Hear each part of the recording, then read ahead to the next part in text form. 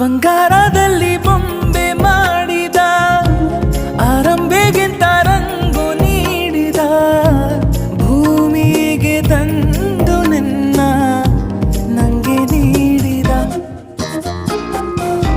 ಸೌಂದರ್ಯ ಎಲ್ಲ ಒಟ್ಟುಗೂಡಿಸಿ ಶೃಂಗಾರದಲ್ಲೇ ನಿನ್ನ ರೂಪಿಸಿ ಆ ಬ್ರಹ್ಮ ಭಾರಿ ರಸಿಕ